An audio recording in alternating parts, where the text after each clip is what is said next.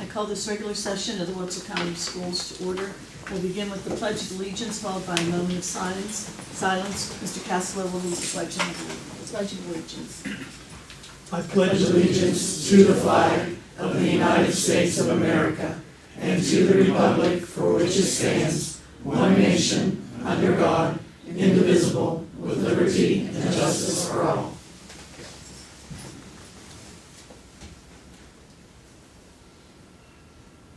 May be seated.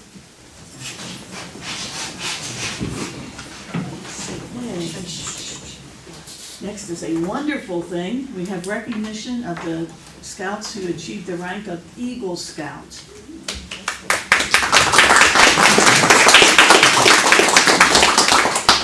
All right, so I'm going to need Finn, Ethan, Nicholas, and Alex to come up for a second.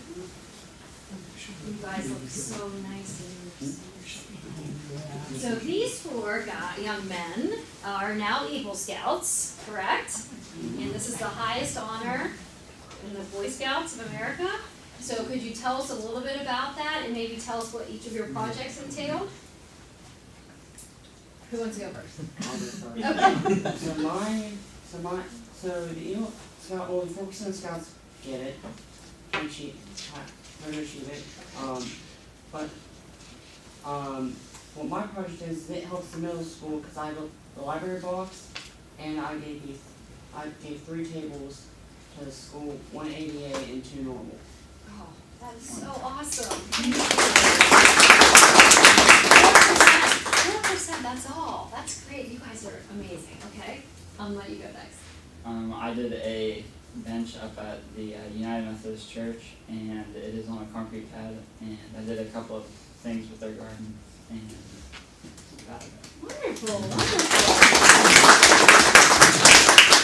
I did a toy box at Bruce Park. You can put toys in it, basketballs, so kids at Bruce Park can use it. Really? I did a flag retirement box at Heinberg.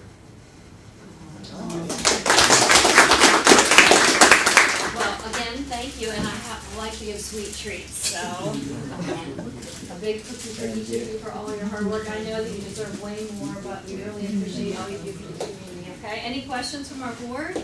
I just want to say, oh wait, he's done shaking hands. Oh, Mr. McPherson was an Eagle Scout. Oh! No, gentlemen, with all the things I did when I was your age, the only thing that remains on my resume is that I'm an Eagle Scout from that time period. So that's a big deal. Yes. Very big Guys, deal. I want to not only thank you, but I know that your parents or guardians have worked with you a lot to get you through this, and your scout leaders. Would they all just stand up, please, if you're one of their scout leaders or parent? Thank you. We appreciate you very much. Good going, guys. Thank you. Oh, okay, we need a picture. We have to get a snap for a picture.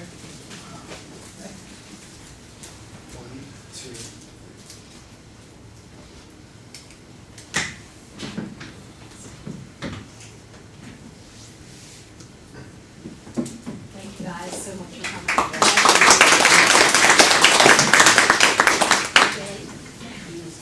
If you would like to stay, you're welcome to, but feel free to leave if you wish.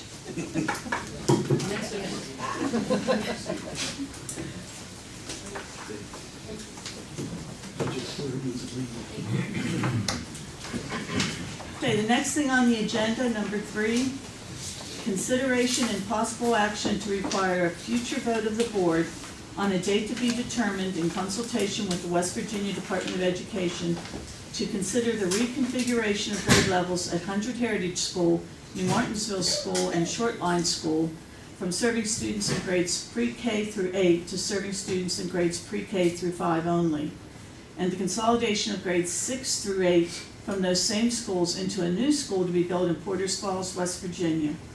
Such vote shall occur only after full compliance with the West Virginia Code 18-5-13A, West Virginia Board of Education Policy 6204, and other applicable laws and regulations with the related grade configurations and consolidations to take effect upon the completed construction and opening of the new school in Porters Falls, West Virginia. I move that we... Excuse me, Yes.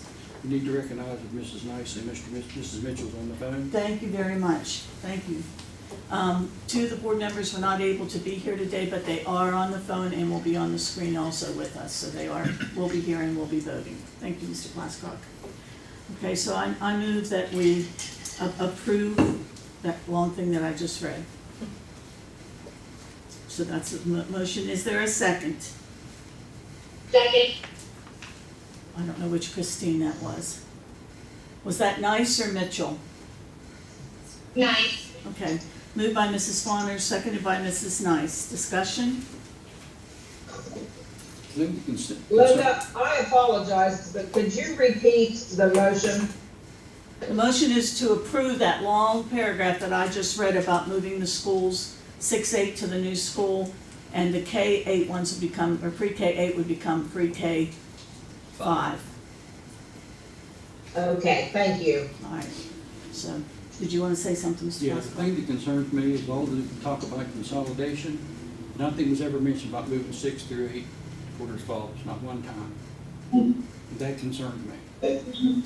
That's what this one's doing. I know, but this should have been something that was discussed during the whole consolidation deal, I believe, and not now. So, we can explain a little bit. So, you are able to move grade levels to a school that they're feeding to, but the state requires us, since we have 3 grade levels that would be going to the new building, that we just reconfigure, and it would just be, it's not a closure, it's just calling them pre-K, or they call elementary schools or pre-K-5 instead of pre-K-8 schools. So the 6th grade moving to Porter's Falls location, we feel will have way more opportunities for those middle schools. It will be a true middle school concept with all the access to all of our programming. But why wasn't this all discussed during the consolidation deal and the whole time we had consolidation talks? Why all of a sudden now? Well, it's, So it's been discussed in a meeting before that was an idea. I've heard that before, so I don't think that it's not been discussed. But how did we get here, which is a good question. Initially, when we first, a couple weeks ago, voted to make the change for our 9-12 schools, we started down the path of checking on things, and have come to realize that after checking with our attorney, and who said you need to check with the Department of Education's attorney, that at some point, moving 1 grade level is a CEFP change. Okay, you just matriculate a year earlier. That's not a thing. 2, you're in between. 3, the Board of Education considers it such a change that they say you have to follow policy 6204 and then prepare the impact statements and have the hearings to make it happen. So we are gonna still have Correct. the hearings on these changes? Yes. We'll still Yeah, have they're not, hearings you're to- not making a change This right isn't the now. final vote, no, it is not. This is very, the same similar process that you went through a couple weeks ago when we looked at our high schools. So when you say hearing, is this gonna be a hearing between us, or is this gonna be like we did? It'd be like we did last fall. On the consolidation at every school? We have to have Yes. one for every school, yes. And when, how soon do you expect that to take place? we've got a calendar to talk to as soon as we're finished with this motion. Ben is the next Right. one on my list of things to go through what exactly that would look like for us. So this really doesn't bind us to anything particularly. You are saying you want to see impact statements and then take a vote on that to move forward after that. This is just kind of information. This is Pretty much what you did a couple weeks ago. Yeah. Anything else? Okay. So it's been moved by Mrs. Fawner and seconded by Mrs. Nice to move forward with this. All those in favor say aye. Aye. Aye. Nice? I know that was Mitchell, but I was asking for Nice. She must have lost connection. Okay, so we have aye, aye, aye. Nay? Any nays? No. Okay, so we get this right in a minute. We have 3 ayes, Fawner, Castello, and Mitchell. 1 nay, Mr. Glasscock, and then, Can we see, check again to see if we can Contact Mrs. Nice. Mrs. Nice, are you back? No, she's not. No matter whether she votes aye or nay, it still passes, because we have 3 ayes. So motion carries. to just go through a process. Right, Okay. that's right. Okay. Superintendent's information, update on progress at new school. So we have been in contact with Williams Pipeline, and we have told them about timelines that we would need to do, go through to, they're not going to, they're going, the pipeline runs through the middle of the property, so they're actually going to reroute that so it does not go under any of the facilities and shut it off. So we did make contact with that. We do have our legal team working on that as far, in our architects. There are no other obstacles at this point on that piece of property. Other areas that we've been looking at and considering are the programmatic areas in the new school, such as would we do middle school teaming? How would that look? Where would things be located? Dan has worked a lot on the kitchen, where that would be located. So we are now starting to piece together all the people that need to help with that, the matriculation of getting that done. I've talked with one of our art teachers today specifically. They would, they're like, we have input. I'm like, yes, you'll have input. We need you to start thinking about the things that will go into that new building. And this is very normal what we're going through right now. So thank you for that. And then I need to go back to timelines and everything that you guys Timelines. were asking about. So much, same as last year, code hasn't changed, policy hasn't changed. So basically what you said at this point is we should make impact statements that have all that information gathered to help make this decision. Because you're right, Mr. Castle, you've not made a decision yet. You've made a decision to move forward in a process. And the next part of that process would be to be presented with the impact statements and approve the impact statements, and then we would also schedule those hearings that we've talked about. And of course, when we look at timelines, you're working backward from December for a state board meeting, when the state board would approve it at the end of the calendar year. And there's a lot of timelines in there to meet. Our impact statements have to be publicly available for at least 30 days prior to any hearing, so that people have a chance. They'll be on our website. I think I'm going to guess that 99% of people who read them online last year, but we make them available in physical format at all our locations as required by code. But we would have to have a meeting to move forward with putting those impact statements in the public and with hearing dates, so that that would be the next part of the process, is to have those hearings, and that all happens prior to any actual decision. So the dates will be this fall, we just don't have that set. Well, and that's something, 30 days between the timeline it's not as much as everybody probably thinks. Right. We're probably, I probably should be looking at examining these impact statements for the next process forward next week. And they can be ready by next week. That's not a big deal. And again, you're not approving the final product. I think that's important to know. I think I understand that. It's a process for a reason. We examine those, you guys examine them, the public has at least, it'll be more than 30 days to examine them prior to any hearing occurring. So you're saying we need to have a special meeting next week? We probably do. Dates. Okay, let's back up to the statement, Ms. Porter. We're going to relocate the pipeline, or they're gonna stop flowing gas? stop flowing gas. So they're gonna do away with the pipeline completely, is that what you're saying? So the pipeline, if this is the piece of property, it runs like this. Right, So it will now run around the property. So this flow will shut off. so they were gonna relocate the pipeline, Yes. not stop flowing gas. No, it'll flow around. It will not flow underneath. So you're gonna go up you plan to go up the bottom of the pipeline? Is that what you're telling me? It will be, Jeff, help me out here, up around, you know where Long Point is? I would say yes, the way you're asking, yeah. Yes, up and Right around. around, you go across where the bridge is considered to be, and then to the left around, all the way around next to the creek, around that way.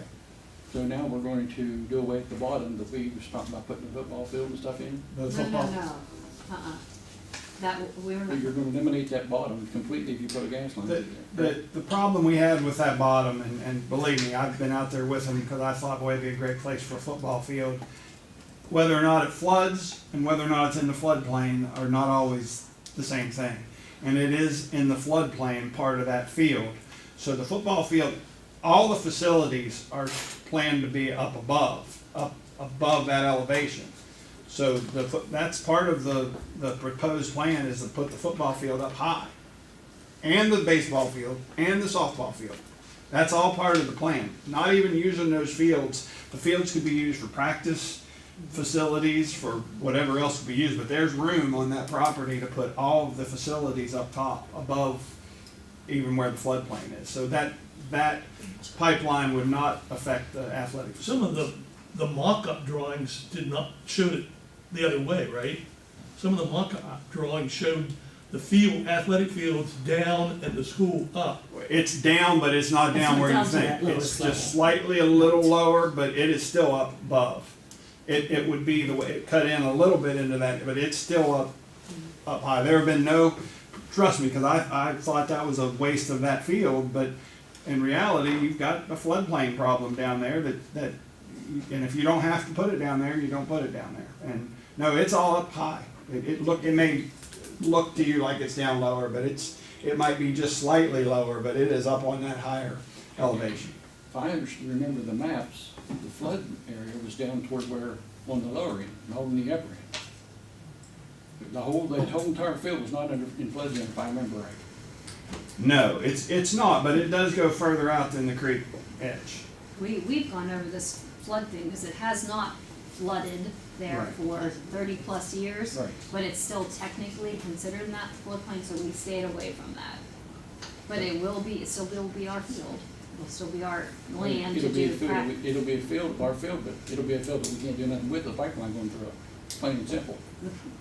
Well, we can't put a building on top of a pipeline. That's right, and it's so So- we're gonna eliminate the field. We That could we put- weren't going to build there anyhow, That we because can it's in the never do nothing floodplain. with. It's in the floodplain anyhow, so we couldn't have built there anyhow. But you could put a practice field on it, or outdoor activities on it, you can put anything that you can move on it, just they won't let you put a building on So top we're of gonna it. we're gonna put our kids in danger on top of a pipeline and for temporary use or practice field? Come on. What do you mean? Well, if you're saying that you're gonna make a practice field down there, that's right where the pipeline is, you're letting the kids play right on top of the pipeline? No, we could, the pipeline will go around where that creek bed is. But, I mean, unfortunately in West Virginia, there are pipelines all over, they just put a That's what I was pipeline saying, in on Fourth Hundred and Yard Fifth Street Station. in Backle Down, all around us, just dug it up, put all pipelines in our cars that drive over it every day. But the problem with that is, you're not talking high pressure, this is high pressure line, this is not a low pressure line. And I'm very familiar with gas lines, so, It's Okay. a 12-inch line, but it will not, I it will mean, not I affect used to it. work for a company that we done, our high pressure was almost 1,000 pounds every day. So, and that's what we're talking about, we're talking about a high pressure gas line, period. The abandoned line is gonna stay on the ground, right? And it's not gonna be, is there gonna be anything proposed sitting on top of it? Lots of things. It runs through the center of the property, but it will be. So are they gonna, like, if something had to be drilled down for foundation or something like that, is it gonna be foul that up? No, they'll abandon that line. Well, yeah, but I mean, when they're drilling down through there, like, whatever you put there, like football field lights or baseball field lights you have to drill down and put a concrete base in and all, and that goes pretty far down. How far down is that gonna be? It has to, the foundation has to go clear down to the rock bed. Our architects and our landman and our attorneys are all aware of this and what we will have to do to be able to move the dirt, because we're gonna move a bunch of dirt down, which will put that pipeline even further down. Could you have somebody from the firm or something come and speak to us at a meeting? Sure. So we could clear it up, because I can't make a decision on something I'm not knowledgeable enough about. Sure can. Excuse me. And backing up just a little bit, I mentioned this to Mr. McPherson before. The worst thing that we could do in planning the building, I know you don't want God and everybody else there, the worst thing we can do is leave people out of the planning phase and everything. We need their input. 100%. We're in the very preliminary of getting kind of that footprint laid out. That's why when I spoke with the art teacher today and informed her that on the 17th, when they have their meeting, that they need to start talking about these things. And like I said, Deanna has already been working on visiting other kitchens. She's gone to several kitchens throughout the region just to look and see what options are. We will have our science teachers work on labs. There are lots of moving pieces to Right, this puzzle, but and, you know, the yes. people in the trenches are the ones that, Yeah. I've already talked to some of the cooks, like our managers and stuff, and we will definitely look at our cooks to see what things we should consider in the new kitchen. well, it's like, I've told Mr. McPherson, I think I've told a bunch of people, when Magnolia High School, the one that's there now, was first designed, they had this special ed department on the second floor. And people were saying, wait a second, how are we gonna get kids that might be handicapped in special ed, how are we gonna get them off the second floor in case of fire or something like that? I mean, I don't know, sometimes architects are smart and they're trained, but sometimes it just doesn't. Well, that's why, I'm Yeah. glad that you're 100% behind, we need to have people in to Yes, talk. we do, all different I facets. guess another thing is, have they gave you a price on this moving pipeline? We That's have, the most important part. well, and we have talked about that. Actually, we were in talks about using, what kind of in-kind funds we can procure through Williams. That's not 100% solidified yet, but there would be a cost to it. It would probably be around $2 million. Our cost. Correct. Hopefully they'll do some in kind. Okay, if we're gonna meet next week, is that what you said you thought Yeah, we should? yeah, so if you start working backwards, you're gonna look at next week. I would say the 7th, Tuesday, at our usual time, 5:30. I can't, 5:30? Yeah, I can do that, because I have a county commissioner meeting on the 7th. Okay, but you can make 5:30. I can make 5:30. You're okay with 5:30? How about, Okay, Mrs. Mitchell and Mrs. Nice, are you good for next Tuesday at 5:30? I believe I can make that work. Is that Mrs. Nice? Yeah. Okay, Meeting, It'd be a special is meeting. that the regularly scheduled meeting? no, the regularly scheduled meeting is the 14th. This is a special meeting that we need to have to start moving through the process. short? Short, yeah, it shouldn't be a long meeting. Next Tuesday, October Tuesday the 7th. 7th, Yes. correct? Yes, I'm good at 6 o'clock, but I'm afraid I can't make 5:30. I'm in Morgantown. but you can't make 6, can you? Yeah, because the county commissioner meeting is in the morning. Oh, okay. All right, so 6 o'clock on the 7th? You okay? I can make that. She can make that, thank you. Glad I have an interpreter. Okay, we have other, Yeah, so, working backwards / forwards, any final decision would need to be made by November 21st, which actually is a corresponding Friday to when we made our decision last year. And you're looking at, 2 high school hearings and 3 elementary hearings. After speaking with the facilities and folks at the Department of Ed, not closing the 3 elementary schools, it would not be strange to have those hearings a couple hours apart here. It's happened several times, because you're not closing that school. The high schools, we would wanna have meetings at the high schools, specifically in an evening for them. Knowing work situations, maybe it would work to have a system of 3 meetings starting at like noon on one day and have them wrapped up by the evening. We could have those as soon as the 12th of November. Okay.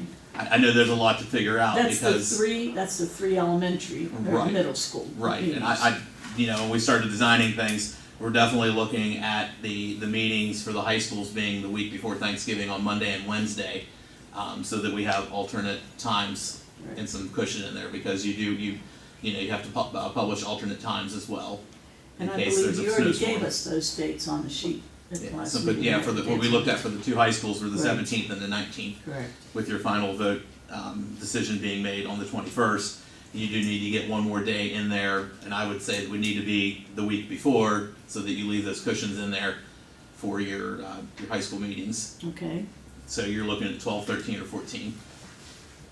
And that's when you're thinking the afternoon, like at 12 Like maybe to starting at 4? noon and leave some time in between. I'm a little concerned about the daytime part, because then people will say, I can't come to it, I know that we're gonna have a Right. huge turnout. So, I mean, your policy does, you may not start earlier than 9 AM and you have to quit at 11 PM. We did double check when people don't close schools, just move programmatic levels, how other counties do it. And they said it was not abnormal for us to just run them consecutively, so we were trying to not take up the whole day by picking the half day. And we could go in alphabetical order if we needed to. And then we would have to have an alternate day of that as well. Yeah, and keep in mind, and we're kind of going way back here, that, besides the hearings, folks are encouraged and allowed to submit written material that you all have to receive for review. right. It doesn't have to all be presented at that, and that all of that written material, along with everything else, is part of the final record, and also goes, depending on how the decision goes to Charleston as well for their review. Would we vote on each one separately? Yes, yeah, they would each be a separate item. Okay, well, the 11th is. The 11th is probably too soon. Veterans Day, Yeah. so somewhere that week, 12, 13, 14. You better check with Christine Nice and Christine Mitchell, because they both work day shifts. Right. Was that, let's see, can they both hear us or not, just Christine Mitchell? Mrs. Mitchell, Mrs. Nice, if you're back, we're gonna do hearings on the K-8 schools, or pre-K-8 to make them pre-K-5 through 5th and 6th through 8th. We're gonna try to do all three the same day, starting in the afternoon and going into the evening. Would that cause a problem for you with work? I will, as long as they've got some time in advance, I will make it work.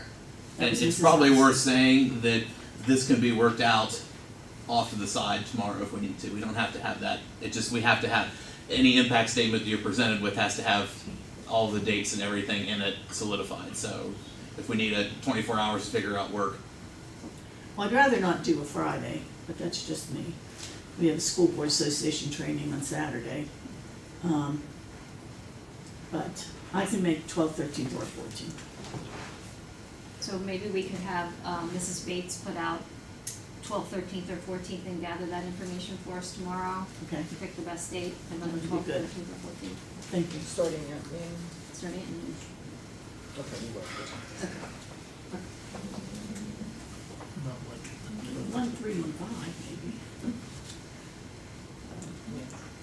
Remember, that's just to move the programmatic level, that's not, there's no closure in that. Right, no closure. But we'll have to get the word out. There's all kinds of You have a lot of requirements. stuff you're gonna have to do before then, Right, so there's we a have lot of time to read requirements. all the stuff. Right. All the stuff. That's why they have to be out for 30 days. With The all part that those, concerns me is the fact that doing it through the day, you have people working that's not gonna be able to attend this meeting that may want to attend. I just don't think personally, it's through the day is a good thing.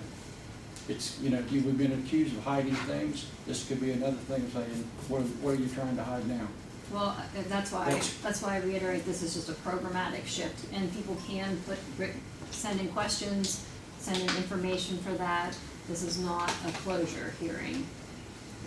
What about 3, 5, and 7? Somebody might be able to get off work a little early, 3, 5, and 7. That would probably be better than noon.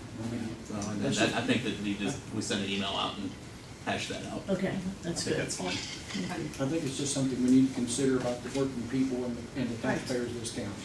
Right, Well, if you So did, Tina will get in contact with all of you, and we'll get that all figured out. all right. Is there anything else you wanted to say, Mr. McPherson? No, unless anybody has any more questions. Okay, the next thing then is number 5, the discussion of the county bus transportation. Okay, so Mr. Glasscock asked us to review some of the things that were brought up at our last meeting, and Mr. McPherson and I are gonna kind of tag team this a little bit. All right, so one of the things on the list was establishing stops in policy 4336, and my notes here, a transportation issue did occur involving a new student that did not have an established bus stop. That is true. And the parents did not have gas, or so they claimed that they did not have gas to pick up the student from school, even though they were able to take the student to school. They very well may not have had the fuel to get that student.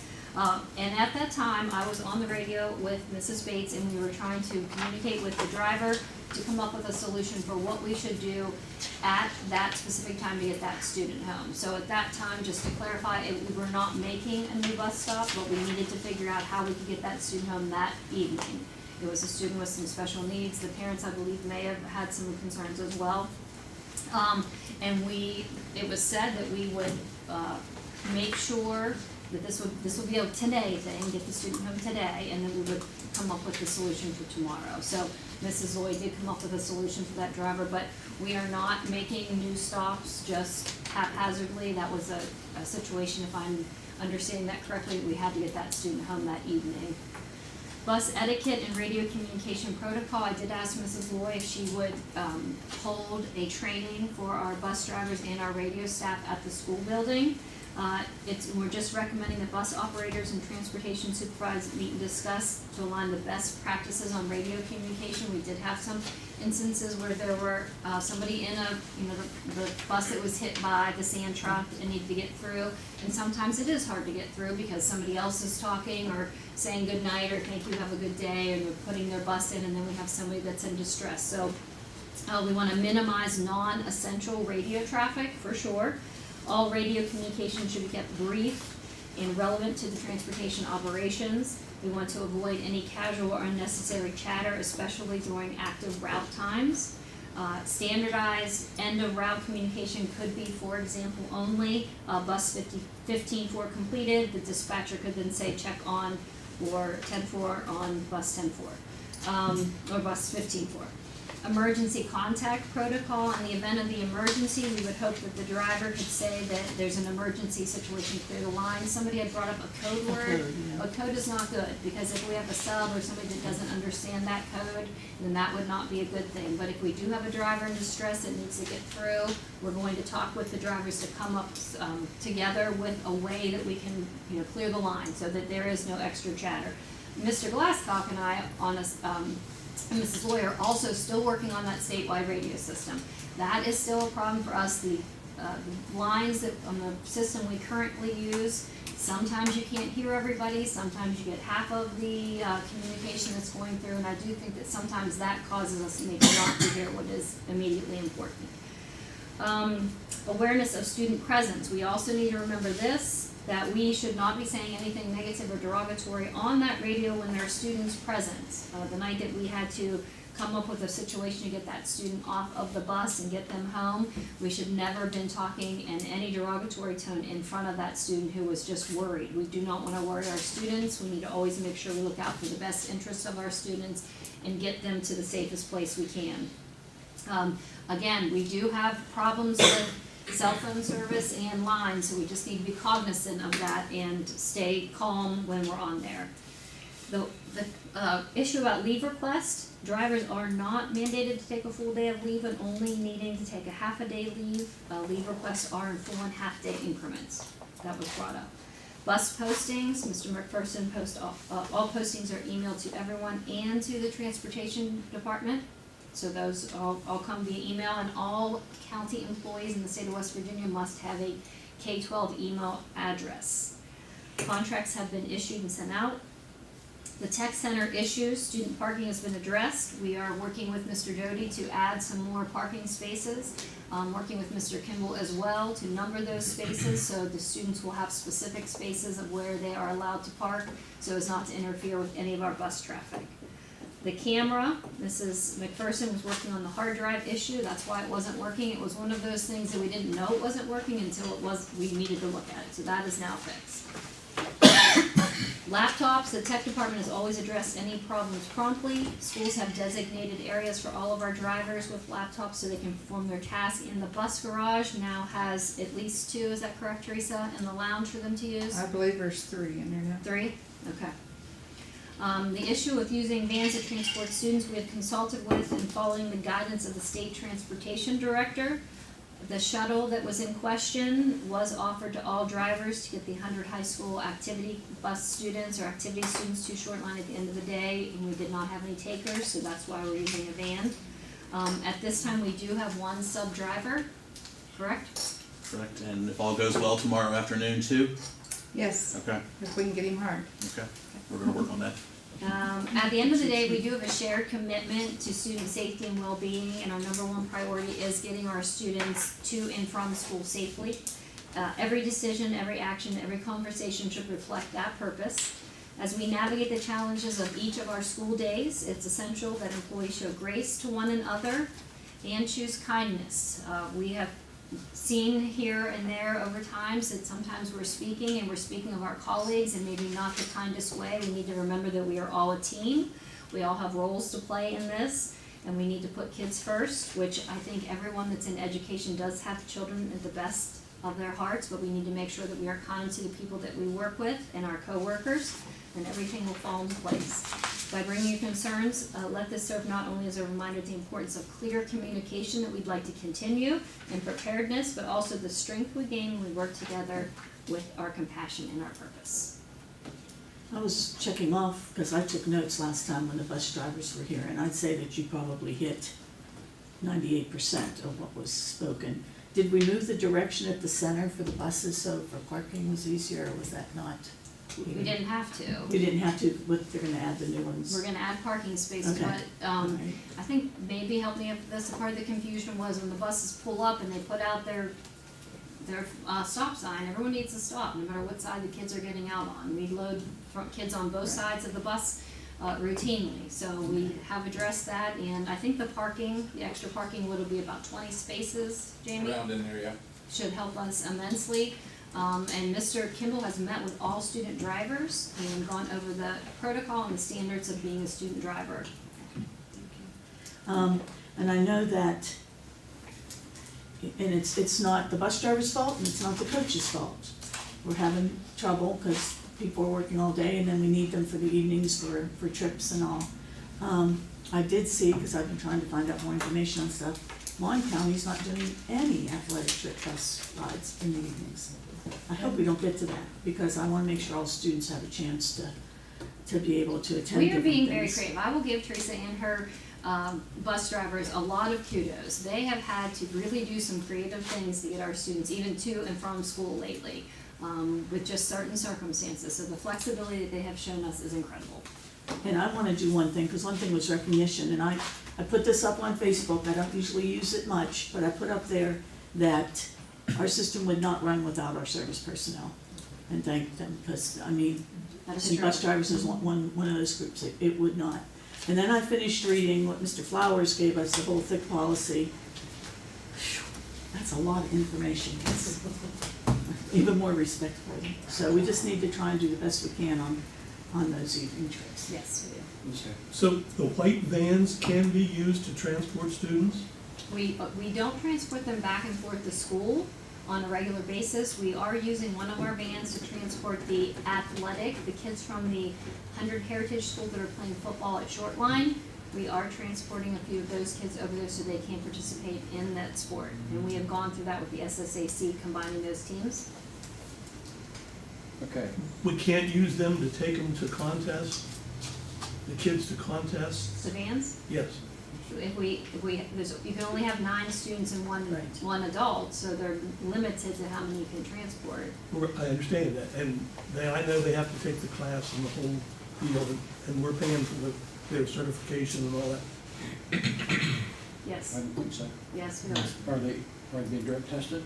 Is the drivers in the vans been drug tested and have the license? So we did check with the state transportation director, and that's not a requirement.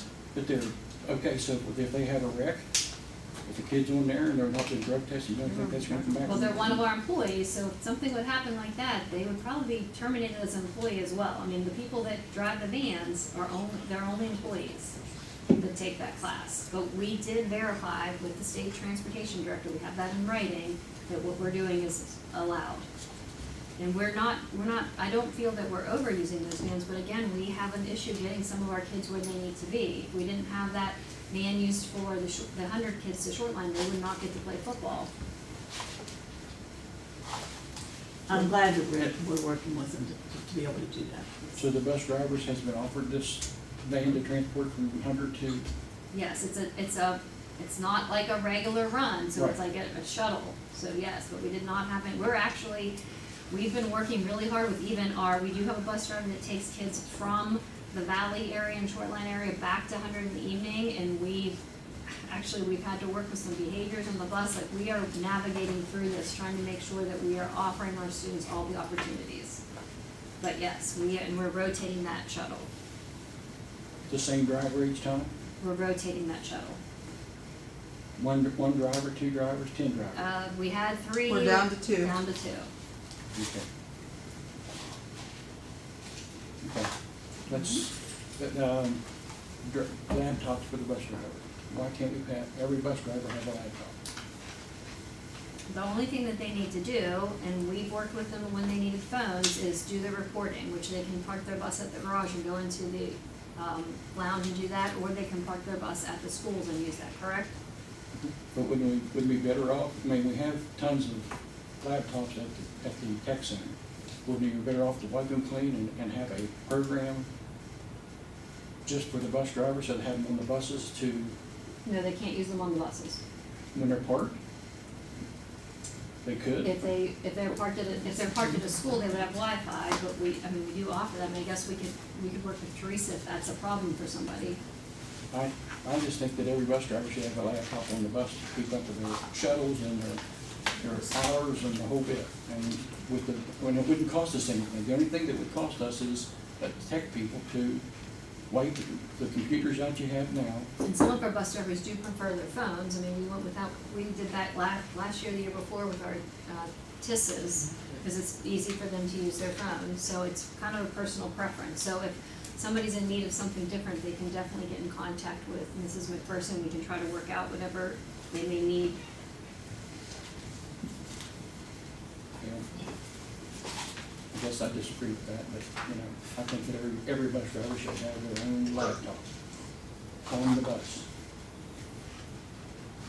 Keeps kids with their times, their schedules, whatever.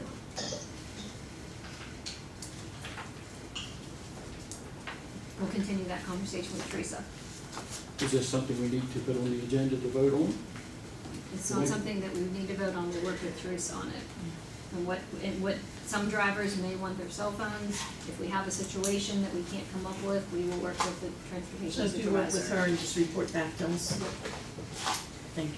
Okay, let me address the communications part. We have been having meetings with the radio committee, and we had a meeting Steve had addressed the county commission about the radios on the statewide radio last Tuesday, and we was there. And I'm on the agenda for this coming Tuesday, the 6th, 7th, for them to vote on it, whether we're gonna go statewide towers or not. So anybody's welcome to come. It's the county commission meeting. At the county commission meeting, November 7th at 9:30. Thank you. Okay. All right, then, back to the next one, number 6. No, that's my vote. And if you have one of No, that's my vote. Okay.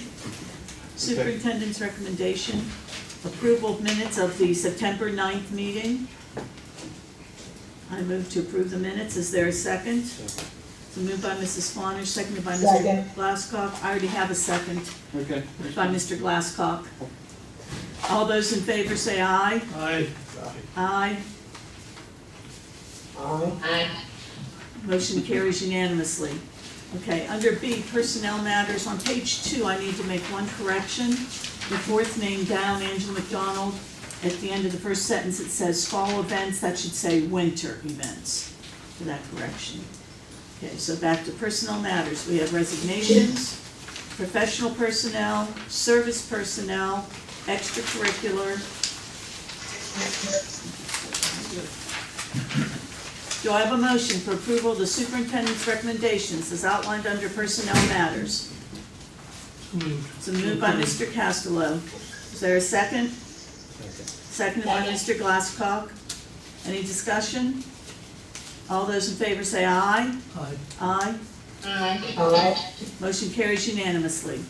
C, routine matters. We have leaves of absence, use of facilities, out-of-state trips, approval or request from principals for the volunteers. Get to the end of the list.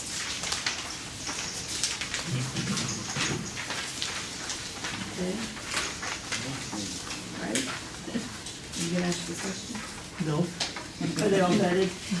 Okay, thank you. Do I have a motion for approval of the superintendent's recommendations as outlined under routine matters? So moved. So moved by Mr. Castello. Is there a second? I'll second it. Second.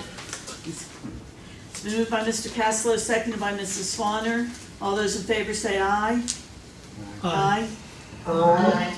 Motion carries unanimously. Treasurer's report.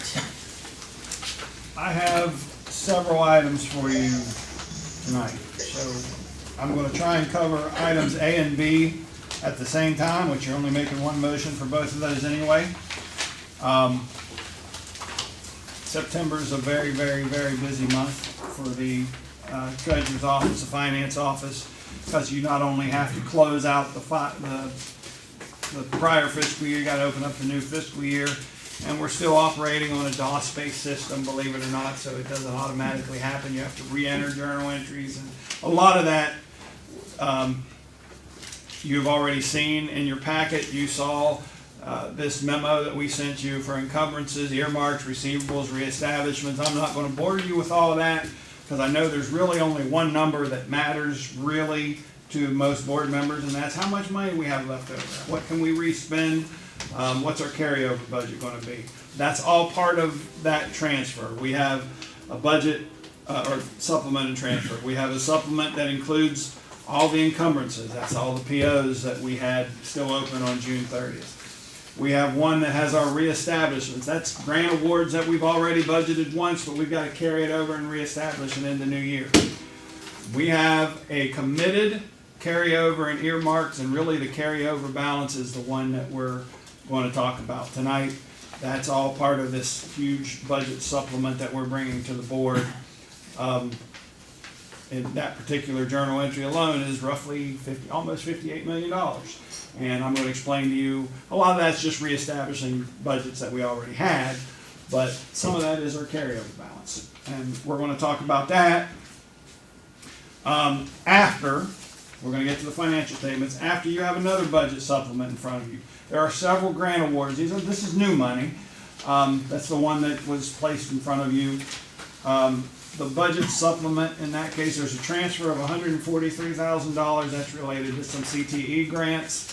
But the budget supplement of $503,236.29, I'm going to go through those new grant awards that we have received.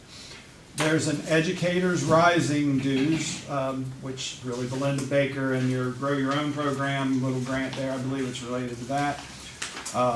We have a $130,000 grant. That's the communities and schools for the non-riverfront. We get communities and schools in two allocations. I've already brought to you the communities and schools for the riverfront. This one came in a little bit later, the $130,000 is going to go towards that program for out in the county. We have a school mapping grant, which is a new requirement this year. The state has given us $29,750 for that. What does that mean? Mr. Marcus, go. School mapping grant? School mapping. So, school mapping was a new law that was created by the legislature. It takes effect September 1st of 26. It's taken our floor plans that have always existed for our schools, but putting them in a more user-friendly way that first responders can understand. So, The State Department of Education, as well as the West Virginia Sheriff's Association, has recommended a particular company, and I've been in touch with that company since June. So that's already in the process. They're going to come to all of our schools in our county, go through the buildings, and put those maps the way they're supposed to be. So it's basically diagrams of the building? Yes. Interior? Yes. Okay. But in a way that first responders understand, not the way we understand. Okay. Yeah. The mapping kind of throws you off, me. There's grant money to cover that cost Yes. from the state. The grant covered it all. We have 2 special education grants, a guidepost graduation grant of $16,593 and a WV Case mentor grant of $1,500. Then you get to your CTE grants. That's your CTE equipment money. It's your CTE block grant. It's your CTE Perkins grant, and I'm going to give Mr. Kimball some kudos for that, as it's the highest amount that we've had in CTE for a long time. And what's the reason for that mainly? Kids in CTE, you get money for completers, concentrators, participants, and also kids passing the NOCTI. It's just overall participation. There are many different things. Middle school CTE, we get funds for those. So, I mean, all of our teachers at the schools have really pushed our students to do better. Our NOCTI, which is the program test at the end of the year, I think we were at about 56% passing rate on that, which is pretty good. And we just got the District 2 county award at the last CTE. So it's 2 years in a row we've got that award. And I'm going to say something I don't say very often. Mr. Kimball's being humble. I don't say that very often. Mr. Kimball's being humble because a lot of the reason we're getting this extra money is you're making sure those completers, that process is getting done. The teachers are a big part of that, but you're making sure, following up and making sure it's getting done. So it's going to help out this county a lot. Is this grant, is this a one-time every year thing? Every year, so they look at our numbers each year. Each year, they look at our concentrators, which is any kid in 2 or more classes, then our completers, any kid that completed four classes. Participants are any kids in 1 class, 1 CTE class, and you got your 6th, 7th, and 8th graders that are in CTE programs, which I think we're probably, our percentage-wise, probably tops in the state because we have so many kids in that. Then our NOCTI, which is our end of year, all of those each year, they look at how we did at the end of that year, and that's where our money it comes from. So if you don't push the CTE students and your CTE teachers, your funding dips down.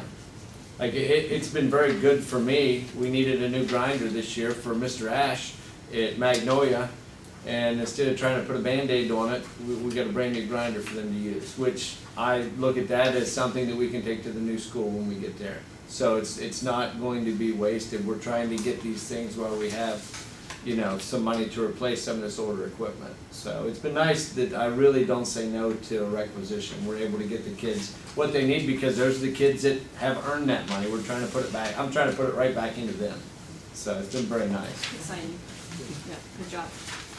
The next grant is also related to CTE, but it's actually a reversal of a budget supplement I just brought to you. It's the CTE Math and English grant. It's just a timing thing. We're still getting $174,761 to cover the math and English salaries for the tech center. But I brought it to the board last month. Truth of the matter is, we received the money at the end of June, and I didn't realize that, so it's kind of budgeted twice unless I reverse it back out. The June becomes part of the carryover. It's just a financial thing we have to do, but we're still getting the money. I just had to reverse that out the way the system works. And then finally, there's a couple grants there for Project Lead the Way for New Martinsville School and Payton City Elementary School. $6,000 for New Martinsville, $16,000 for Payton City Elementary. So those are also some budget supplements and transfers that I'm asking you to approve along with the carryover balance.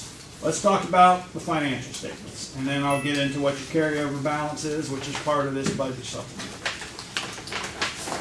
I gave you a packet, and in that packet I put some tabs on there. If you don't have it, I'm still going to read off a few things from that. We're going to skip the first tab just because I like keeping everybody in suspense, because the first tab is what the carryover balance is. We're going to come back to that. The second tab on page 14 there, if you want to see our revenues, expenditures, you can see that by program. So you can see how much money we're spending on instruction. You see how much money we're spending on student transportation. I mean, that's just one of the financial parts of the financial statement that might be interesting to you if you want to look and see how that the revenue and the expenditures are allocated out. If you go to this next tab here, just something I always like to point out to the board on page 32. You know, we do so many things in this county, and you don't like the fact, I don't like the fact that the biggest employer in Wetzel County is Wetzel County Schools. I would much rather it be several other companies other than us, because that would help us out in this county in many ways. But the reality is we are the largest employer. So we do so many things for the students of this county, but we also do so many things for the citizens of this county by employing them. Our school board's total payroll for all employees last fiscal year was $27,801,780. So our payroll is almost $28 million in this county. Moving on to the next tab. If you're interested in the excess levy, which Mr. Duke and I have talked about this morning about when the next time to run that levy is, it's probably going to surprise everybody. Our levy goes into effect, this levy carries us through what, 27, 28, I believe? Mm-hmm. But we may have to run an excess levy election next year, like maybe in May. And the reason is part of the requirements now is that we can't run it on an off-year election. We have to run it on a general election. And if we wait, you also want a chance to be able to run it again if it fails. So it's probably something we're going to run next spring. But we've talked about that today. But if you want to see our excess levy collections and our expenditures and how we met the levy call, we're required to meet it. We do that every year. I'm required to prove that to the auditors. Every time we mention excess levy, I want to issue a big thank you to the citizens of Wetzel County for passing it, because we could not offer what we're offering to the students in this county without that excess levy. Well, one of the big things is that no student has to buy any, or parent, school materials. School materials, Everything is all school meals, lunch, yeah. breakfast. Resource officers. Yeah, man, we could keep going on and on, but it's thank you to the citizens of Wetzel for passing that levy every year, or every 5 years.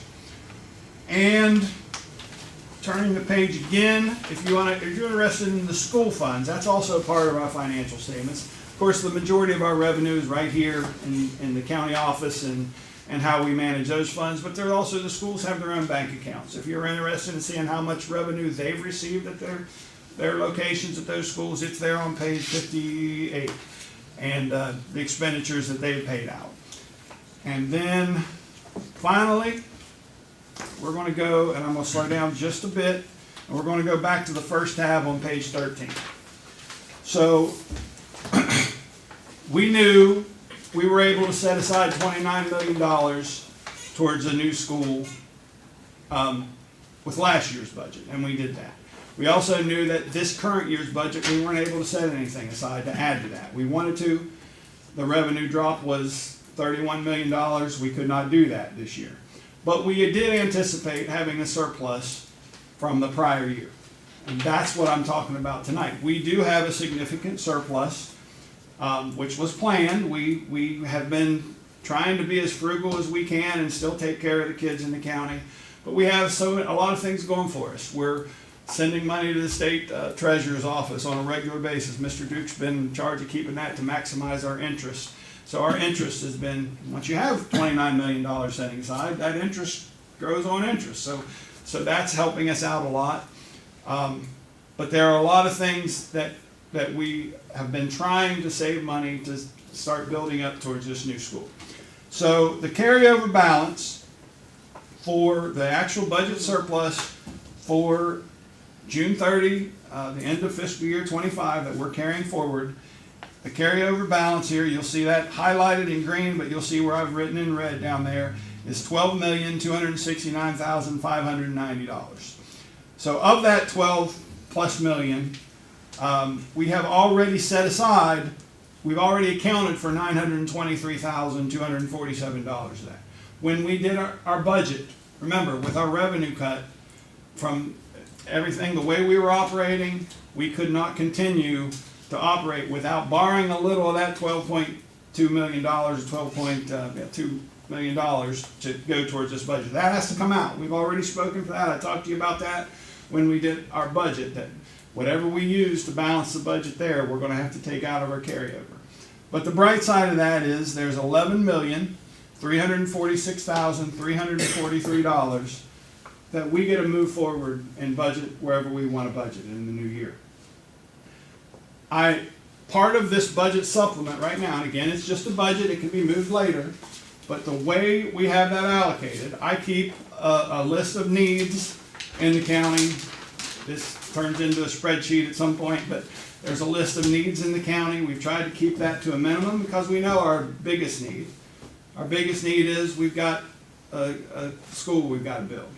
So, but there are things that we have to do. For example, so there's $11.3 million. We need a playground at 100 Heritage School. We're in the process of doing that. There's not money there to be, there was some we've set aside, but we end up not doing a purchase order for that, so it's part of this carryover. So we have to set some money aside for that. The kitchen at 100 Heritage School. There's going to be a cost there. There was a meeting today, it was a pre-bid meeting today on that kitchen. So we have to set aside some money there for that project. We've got a forklift, I'm just throwing some things out, forklift at a bus garage. The HVAC problem we're having at 100 Heritage School as well, it's going to be an expensive project there. Little things here and there like Valley High School, 100 High School lunch tables, that needed some upgrades there.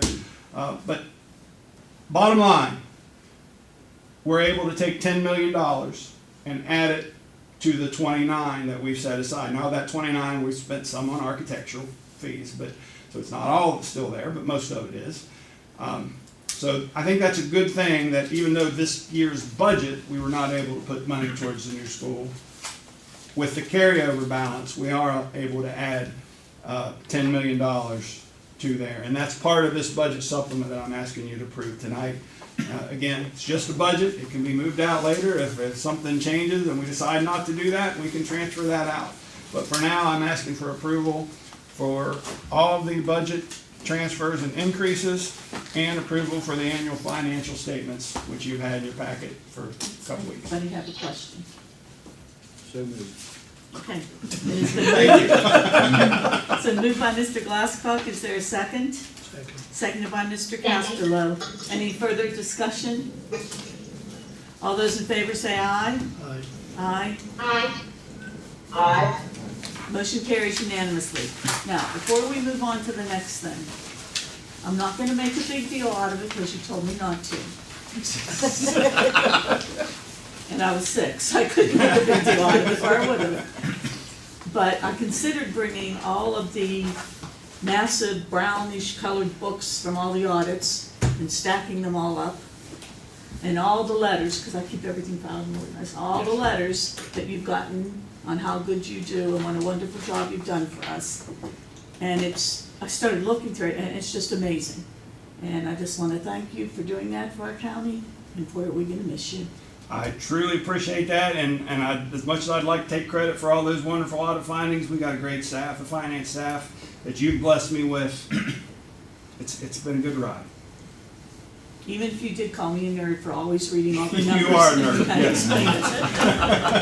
I'll take it, but thank you very much. Thank you. Okay, next. Did I skip something? No, we're skipping. No, part of she's, this, right? no, I'm just coming to. so there's 9 policies, BC jumped ahead of Ms. Fuller for a second. Okay, yeah. There's 9 policies up for first reading tonight, and I'm going to recommend that we pull one of those. So policy KG, which is the use of district facilities, I'm recommending we pull this for now. There's some legal questions that we're working through that came up at the end of last week, and I don't feel we're ready for this one yet. Okay. So the other 8, please. Most of these, when I was reading through them all, most of these were just taking out little numbers or Yeah. things like that. Now, Most some were had some grammar, change. right. There were some that had changed, like KG, the use of district facilities, there were some changes there, and did you want to mention about district facilities, or you're just gonna? That's the one I'd like to pull. Oh, that's the one that you're pulling? That's the one I wanna That's the pull. one that's gonna It be is. reworked. It's gonna be Yeah. reworked, okay. All right, so we can vote on them all at once unless somebody wants to pull something out separately to go on. Okay. So you need to vote to pull out KD, didn't you? Do we? You just strike it. Just strike it. I think Just strike it. Yeah. Okay, so I move that policies KB, KC, KCA, KD, KE, KGC, KJ, and IKC be approved on first reading from our policies. So I'll move that. I second. Hey, she got in there good. So it's been moved by Mrs. Spawner and it's been seconded by Mrs. Mitchell. Is there any further discussion? All those in favor say aye. Aye. Aye. Okay, motion carries unanimously. Board member committee reports. None? Nobody? Okay. We I have have no, nothing. okay. We have no delegations. Under other items, discussion policy 2322, West Virginia support and accountability, school performance, student outcomes, academics, and student achievement. Mr. Houston, I believe. Yes, I'm going to talk to you about our benchmark data from Benchmark 1. Got a PowerPoint there for you. And if I can, your packets, you should have a copy of the PowerPoint as well. Okay. So 2025, we have used two different systems. For grades 6 through 12, we use what's called IXL. This is our first year with IXL. K5, we're continuing with iReady. So let's talk about the 225 IXL benchmark data. What did I do?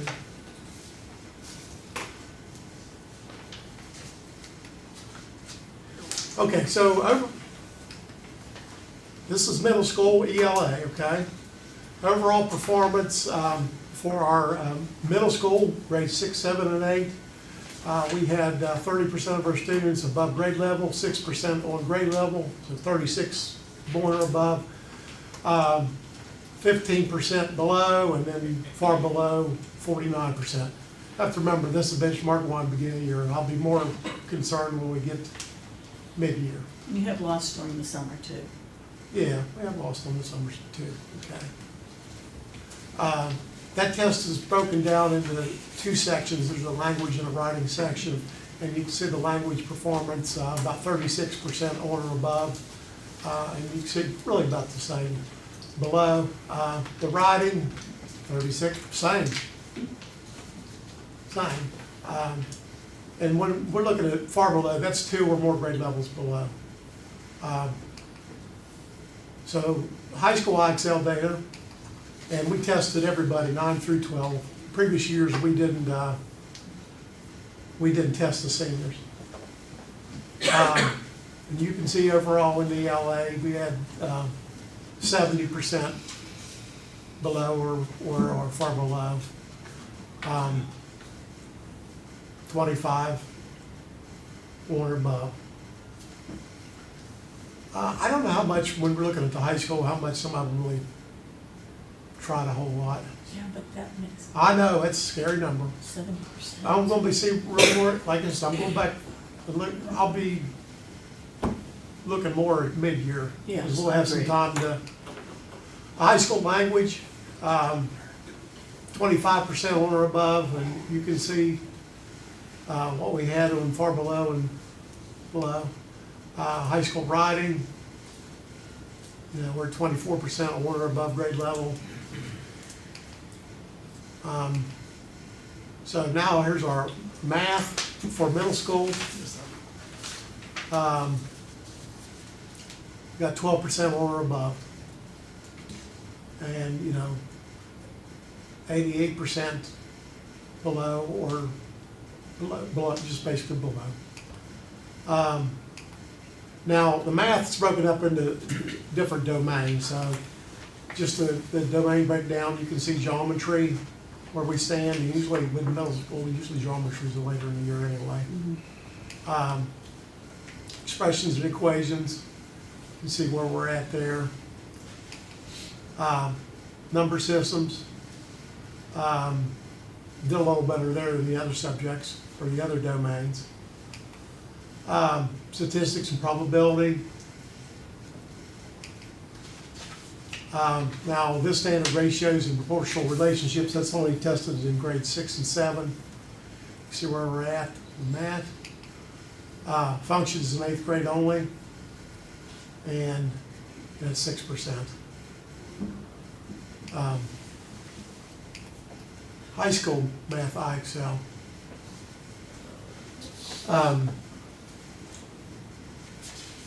You can see the percentages. You know, again, we have large numbers. See where we're at with geometry, statistics, probability, and then functions.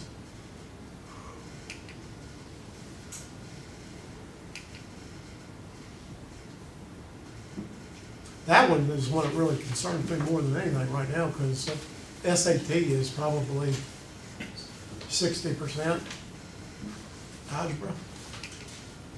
Okay, now with the K5, remember this is I-ready numbers. Okay, with K5 overall, we've got about 22% on grade level. I kind of combined the above and the on for that one. And one grade level below 53%. So those are kids for sure we can catch up for sure. You can see with the K5 phonics are even high frequency words were stronger. Vocabulary, we've been talking, the vocabulary has been an issue. Literary comprehension, you see where we're at. Informational text.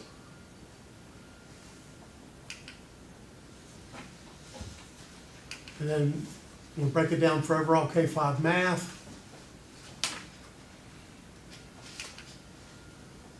And they test with numbers and operations. Algebra. Measurement and data. Geometry. And that is all. Mr. McPherson, at high school level, do we have certified teachers this year in math and in English language arts? We are short one math teacher right now that we're trying to work with. Okay, because I would hope that by combining and having more staff that are certified, that we're gonna see those numbers go up. Agreed. I'm like you, I wanna see that next, to see where we're going. Hey, Mr. Houston and I talked this afternoon when he finished his presentation, and I think he's right to say this is the beginning of the year. I think that if this was the middle or end of the year, it would be cause for a lot more concern. Now, I can tell you, our high schools are doing a little better job with utilizing this, and they are using the IXL information in their flex periods. Okay. Going back to, you asked about certified teachers, we have an issue at Valley. We had a certified math teacher that was gonna be coming soon, and he's not coming now.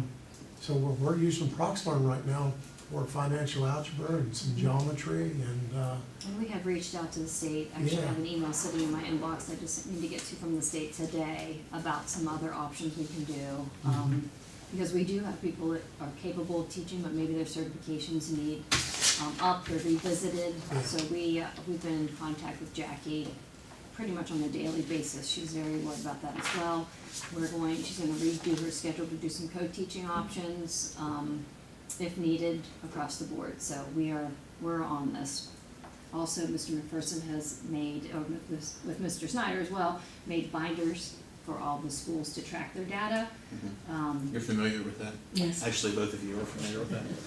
So I feel like we put in a bunch of systems that weren't in place previously.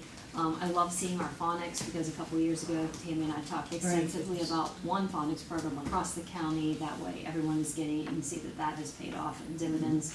So we are going to continue that path.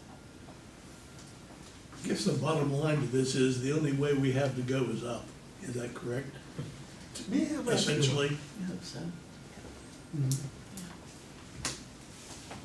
And I'm sure it's hard for teachers that are working really, really hard, and the numbers aren't there yet, but. Yeah, no, But they'll they're get working there. hard.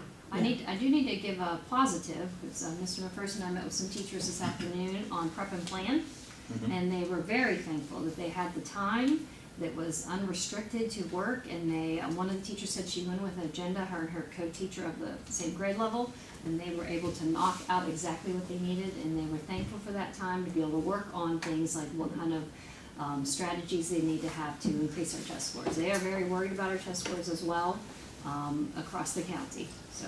I also received multiple comments after the first plan prep day. One was from somebody that's not very positive usually, and it was wonderful, saying thank you for fighting for us to get this, and it gave us time to look at the data and to do things in our rooms, so we did get that. Thank you, Mr. Houston. All right. Do you have anything else under there? That's all for tonight. Okay. So then, the date and time of next meeting, the next regular meeting is October 14th at 5:30 at the county office. But we will be having. Oh, no. Isn't that Jonathan, isn't that out at the tech center? Oh, that's right, thank you. Oh, yeah, Mr. Snyder, will you report on that just a little bit? It's exciting for us. We're gonna do like a grand opening at the bus garage at 4:00. That's right. Thanks. Exciting. Not And the then- bus garage though, right? What did you put on the Oh, the invitation? transportation hub. Transportation hub. So that's gonna be at 4, but then the meeting would be at 5:30. And the meeting would be at 5:30. But our next meeting will be on the, is it the 7th that we said that We said the 7th, Yeah. Okay, That's gonna be, at 6 though, Right. right? this is gonna be at the tech center on the 14th. yes. Correct.